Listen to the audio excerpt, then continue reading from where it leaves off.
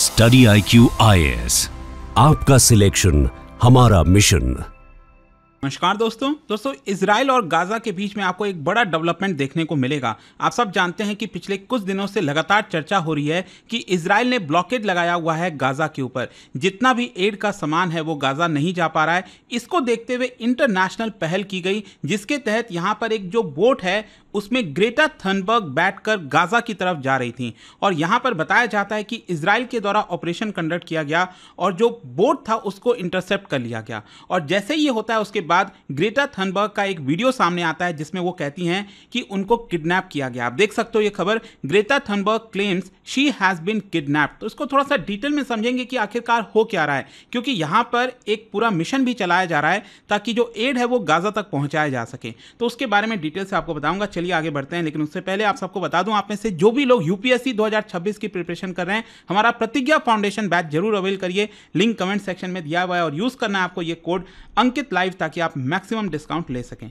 चलिए शुरुआत करते हैं। सबसे पहले देखते हैं कि एग्जैक्टली हुआ क्या है। देखिए, आज जो है बताया जा रहा है कि इजराइल की जो नेवल फोर्सेज है उन्होंने ब्रिटिश फ्लैग्ड एड वेसल जिसका नाम है MV मैडलिन, ये आप देख सकते हो यहाँ पर MV मैडलिन जो बोट की हम बात कर रहे हैं, इसमें बहुत सारे एक्टिविस्ट, टोटल करीब बताया जा रहा है 12 के आसपास जो लोग हैं वो इस बोट के अंदर थे, इंक्लूडिंग ग्रेटा थनबर्ग। और इस पर्टिकुलर बोट को इंटरसेप्ट किया गया और सीज कर लिया गया इजरायली नेवल फोर्सेस के द्वारा। और ध्यान रखिएगा, बोला यह जा रहा है कि ये जहां पर सीज किया गया है ये टेरिटोरियल वाटर में नहीं हुआ है। आप सब जानते होंगे किसी भी देश का जो टेरिटोरियल वाटर होता है वो कहां पर होता है, अपने कोस्ट से 12 नॉटिकल माइल्स दूर तक, मतलब 12 नॉटिकल माइल्स तक जो है ये टेरिटोरियल वाटर के अंदर आता है, मतलब उस देश के अंडर में आता है। लेकिन उसके बियॉन्ड जो है हम इसको कहते हैं इंटरनेशनल वाटर। तो बताया ये जा रहा है कि जो इजरायली नेवल फोर्सेज हैं उन्होंने ये जो बोट सीज किया वो इंटरनेशनल वाटर में किया। जो मेडिटेरेनियन सी आप देख रहे हो, इसका ये पूरा ईस्टर्न साइड है, यहां पर ये जो बोट है वो सीज किया गया है। And this ship was part of freedom flotilla. ये मैं आपको आगे बताऊंगा कि ये पूरा एक इंटरनेशनल कैंपेन चलाया जा रहा है ताकि इजराइल के द्वारा जो ब्लॉकेड लगाया गया है गाजा के ऊपर उसको तोड़ा जा सके। तो ये फ्रीडम फ्लोटिला के तहत ही ये वाला जो MV मैडलिन बोट है वो आपका गाजा की तरफ जा रहा था। और आप देख सकते हैं यहां पर इस बोट पर करीब 12 एक्टिविस्ट थे, इंक्लूडिंग ग्रेटा थनबर्ग जो कि स्वीडिश क्लाइमेट एक्टिविस्ट हैं। इसके अलावा French member of European Parliament Rima Hassan, इनके बारे में भी काफी चर्चा हो रही है, ये भी इस बोट पर थी। इसके अलावा मलेशिया, नॉर्वे, कनाडा, यूके के कई सारे एक्टिविस्ट आपको देखने को मिलेंगे। अच्छा, इसके पीछे का बैकग्राउंड देख लीजिए, जो मैंने आपको बताया ना फ्रीडम फ्लोटिला के बारे में। फ्रीडम फ्लोटिला एक कोलिशन है, सिविल सोसाइटी लेड इनिशिएटिव है, ताकि यहां पर इजराइल के द्वारा जो ब्लॉकेड लगाया गया है, बेसिकली अगर आप देखोगे गाजा में यहां पर पिछले कुछ महीनों से, कई इनफैक्ट साल हो चुके हैं, 2023 7 अक्टूबर के बाद से लगातार वॉर की स्थिति में है। तो यहां पर अभी रिसेंट टाइम्स में बताया जा रहा है कि बड़े मात्रा में एक प्रकार से ब्लॉकेड लगाया गया है, मतलब कोई भी एड का सामान वगैरह गाजा के अंदर नहीं जा पा रहा है, बहुत लिमिटेड क्वांटिटी में जा पा रहा है, जिसकी वजह से यहां पर जो लोग रह रहे हैं गाजा पट्टी में वो बड़े परेशान हैं। यहां पर चिल्ड्रंस की काफी मृत्यु हो रही है, मैलनरिशमेंट आपको देखने को मिलेगा। तो इसी को एक प्रकार से चैलेंज किया जा रहा है इस पर्टिकुलर कैंपेन के तहत। और ये एक प्रकार से कोशिश है कि ह्यूमैनिटेरियन एड अगर मान लो लैंड के थ्रू इजराइल अलाउ नहीं कर रहा है तो सी के थ्रू इधर से यहां पर इसको लाया जाए। फिर इसके अलावा गाजा पट्टी में जो ह्यूमैनिटेरियन कैटास्ट्रोफ हो रहा है इसके बारे में ग्लोबली अवेयरनेस रेज किया जाए। अब देखिए, ये जो मैंने आपको बोट के बारे में बताया जिसमें ग्रेटा थनबर्ग आ रही थी, ये बेसिकली 1 जून को स्टार्ट किया था इसने अपना जर्नी इटली से। और इसके अंदर बताया जा रहा है कि medical kit, baby formula, prosthetics, diapers हो गए, फ्लोर हो गया, वाटर फिल्टर्स हो गए, बहुत सारी चीज़ें थी। हाँ, बड़े क्वांटिटी में नहीं था, लेकिन एक प्रकार का सिंबॉलिक जेस्चर था कि यहाँ पर हम जो है एड लेकर जा रहे हैं, इजराइल इसको रोकने की कोशिश कर रहा है। इनफैक्ट अगर आप देखोगे, अभी कुछ दिन पहले एक वीडियो भी बनाया था मैंने जहाँ पर यूनाइटेड नेशंस की तरफ से बोला गया कि अगर एड को अलाउ नहीं किया जाता है तो इजराइल के अंदर 14,000 बच्चों की जानें जा सकती हैं अगले 48 आवर्स में। तो इस तरह की भी खबरें लगातार आपको देखने को मिलेंगी। अच्छा, इन सारी चीज़ों को देखते हुए, मतलब पहले ये बात पता हो गई थी कि ग्रेटा थनबर्ग जो है गाजा पट्टी की तरफ जा रही हैं, तो यहां पर इजराइल का रिस्पांस क्या आया। इजराइल की तरफ से आप देख सकते हो उनकी जो नेवी है उन्होंने इंटरनेशनल वाटर में ही यहां पर जो शिप है उसको एक प्रकार से यहाँ पर इंटरसेप्ट कर लिया और बताया जाता है कि उस शिप को बोला गया, इंस्ट्रक्ट किया गया कि आप अपना जो हैंड है उसको रेस करिए, लाइफ जैकेट पहनिए और साथ ही साथ जो शिप है वो बेसिकली अशडोड पोर्ट की तरफ ले जाया गया सदर्न इजराइल में। अगर आप देखोगे इजराइल में यहाँ पर ये गाजा पट्टी रहा और ये जो इंटरसेप्ट किया गया है ना, ये बेसिकली इंटरनेशनल वाटर में गाजा पट्टी के करीब किया गया है, बताया जा रहा है। मतलब बियॉन्ड 12 नॉटिकल माइल्स है, लेकिन अगेन इंटरनेशनल वाटर में है। तो इस शिप पर जितने भी लोग थे और जो शिप था उसको अशडोड पोर्ट, ये आप देख सकते हो गाजा पट्टी के करीब ही है, यहां पर इसको ले जाया गया। अच्छा, जो ऑफिशियल है इजरायली, उनका क्या कहना है? इजराइल के जो मिनिस्टर ऑफ डिफेंस हैं उन्होंने कहा है कि जो फ्लोटिला है ये एक प्रकार का प्रोपेगेंडा स्टंट है। मतलब हमास को एड देने के नाम पर प्रोपेगेंडा किया जा रहा है, नॉट अ ह्यूमैनिटेरियन मिशन। जो डिफेंस मिनिस्टर है उनका कहना है कि जितने भी डिटेनीज हैं हम उनको 7 अक्टूबर को जो अटैक किया गया था हमास के द्वारा उसका फुटेज दिखाएंगे। मतलब ग्रेटा थनबर्ग, जितने भी लोग थे, एक्टिविस्ट हैं, 12 लोगों को पकड़ा गया है, उनको हम एक प्रकार से फुटेज दिखाएंगे कि देखिए कितना अत्याचार किया गया था हमास के द्वारा 7 अक्टूबर 2023 को।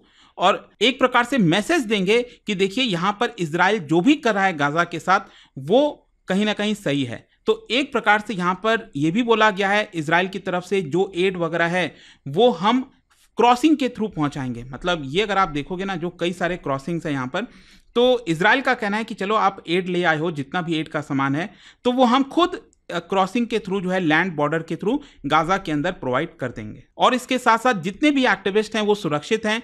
मतलब ग्रेटा थनबर्ग का वीडियो सामने आता है इसके कुछ ही देर के बाद, उनको अरेस्ट करने के बाद, और उस वीडियो में वो बोलती हैं कि हमें अरेस्ट कर लिया, हमें किडनैप कर लिया गया इनफैक्ट। लेकिन इजराइल की तरफ से यहाँ पर सफाई दी गई है कि देखिए उनको कस्टडी में रखा गया है, हम प्रॉपर तरीके से उनको रख रहे हैं, फूड वाटर जो भी प्रोवाइड करना है, और उनको हम कुछ समय बाद डिपोर्ट कर देंगे। अच्छा, लीगल और डिप्लोमेटिक कंसर्न क्या है? क्योंकि ध्यान रखिएगा, मैंने आपको क्या बोला था, जो बोट है उसको इंटरनेशनल वाटर से सीज किया गया था और इसी की वजह से लीगल और एथिकल कंसर्न आ जाता है। क्योंकि जो लॉ है United Nations convention on the law of the sea, ये बेसिकली कहता है कि कोई भी ह्यूमैनिटेरियन मिशन अगर इंटरनेशनल वाटर में है और यहां पर अगर कोई उससे खतरा नहीं है, मतलब या तो आपको कोई खतरा हो उससे, या तो फॉर्मली ब्लॉकेड डिक्लेयर किया हो, कुछ भी हुआ हो, तब आप उसको सीज कर सकते हो। लेकिन अगर वो बोट इंटरनेशनल वाटर में आपको खतरा नहीं पहुंचा रहा है तो आप उसको सीज नहीं कर सकते। तो इजराइल कहता है कि कहीं ना कहीं ये ब्लॉकेड है एक प्रकार से। मतलब गाजा के ऊपर जो ब्लॉकेड लग रखा है, इजराइल का कहना है it is legal based on military necessity. हम अपने सिक्योरिटी को देखते हुए ये ब्लॉकेड गाजा के ऊपर लगाए हैं। लेकिन ओपोनेंट्स का मानना है कि ये कलेक्टिव पनिशमेंट दिया जा रहा है। मान लो अगर मिस्टेक हमास ने की है तो आप पूरे ह्यूमंस को, मतलब कि जो गाजा के अंदर लोग रह रहे हैं उनके ऊपर आप अत्याचार कर रहे हो, जो नहीं होना चाहिए। और इसीलिए अगर आप देखोगे तो ग्लोबली भी कई सारे रिएक्शन आ रहे हैं। फ्लोटिला में जो फ्लोटिला में और भी सारे जो एक्टिविस्ट हैं, कई सारे शिप्स हैं ना यहाँ पर, तो उनका ये कहना है कि ये जो रेड किया गया इजराइल के द्वारा, it is nothing less than kidnapping in international water. उनका कहना है कि जो शिप है वो कोई भी थ्रेट नहीं दे रहा था इजराइल को, and it was clearly meant for just aid. मतलब हम गाजा के लोगों को एड पहुंचाने जा रहे थे, हम इजराइल के लिए थ्रेट नहीं थे। और यहां पर यूरोप के जो पोर्ट अथॉरिटीज हैं उन्होंने मल्टीपल क्लियरेंस दिया था, तब जाकर हम यहां पर आए हैं। तो एक प्रकार से हमें पकड़ा जा रहा है, मतलब एक प्रकार से किडनैप किया जा रहा है। और इसके देखते हुए जो हमास है उसकी तरफ से भी रिएक्शन आया है। हमास ने कहा है कि it is nothing but state terrorism and piracy. Hamas का कहना है, उन्होंने अर्ज किया इंटरनेशनल कम्युनिटी से कि इजराइल का जो एग्रेसिव नेवल पॉलिसीज है आप उसके खिलाफ एक्शन लीजिए। यूनाइटेड नेशंस की तरफ से भी आप देख सकते हो, यहाँ पर जो UN special rapporteur on human rights in Palestine है, उन्होंने फ्लोटिला को एक प्रकार से डिफेंड किया है और कहा है कि हमें गाजा को ह्यूमैनिटेरियन एक्सेस अलाउ करना चाहिए। और इजराइल के द्वारा जो ब्लॉकेड लगाया गया है it is illegal and inhuman. और ग्लोबली भी प्रोटेस्ट अगर आप देखोगे, कई शहरों में, Brisbane, Sydney, Toronto, Paris, London, कई जगह जो प्रोटेस्टर्स हैं वो मांग कर रहे हैं कि जो डिटेनीज हैं उनको रिलीज किया जाए, ब्लॉकेड खत्म किया जाए और गाजा के अंदर जो एड है वो अलाउ किया जाए। अच्छा, ध्यान रखिएगा यहाँ पर ग्रेटा थनबर्ग का भी इस्तेमाल किया गया। हो सकता है, देखो ग्रेटा थनबर्ग एक क्लाइमेट एक्टिविस्ट हैं, लेकिन उन्होंने ग्लोबली जितने भी इश्यूज हैं उसके बारे में कई बार आवाज रेस किया, चाहे global justice, colonialism, human rights को लेकर। रिसेंटली उन्होंने COP28 में और यूरोपियन पार्लियामेंट में भी पार्टिसिपेट किया और यहाँ पर क्लाइमेट क्राइसिस से लेकर वॉर, एंड डिस्प्लेसमेंट तक गाजा के अंदर, उसके बारे में भी जिक्र किया। तो एक प्रकार से उनको बोर्ड पर ले जाकर एक प्रकार से ये सिंबॉलिक जेस्चर दिया जा रहा है ताकि इंटरनेशनल कम्युनिटी का अटेंशन ग्रैब किया जा सके कि देखो आप, इजराइल जो है एक प्रकार से गलत कर रहा है गाजा के अंदर। अब लास्ट में क्वेश्चन यही आता है कि व्हाट नेक्स्ट। देखो यहां से हो सकता है कि अब जो जितने भी एक्टिविस्ट डिटेन किए गए इजराइल के द्वारा, इनको 72 आवर्स में डिपोर्ट कर दिया जाएगा, लेकिन जो ब्लॉकेड है इजराइल के द्वारा लगाया गया वो कंटिन्यू रहेगा। फिर इसके अलावा जो फ्रीडम फ्लोटिला, जो एक कैंपेन चलाया जा रहा है एड पहुंचाने के लिए, हो सकता है कि ये फर्दर और भी बोट्स भेजें गाजा की तरफ, और मे भी हो सकता है इजराइल उन बोट्स को भी पकड़ ले और वापस ले आए पोर्ट पर।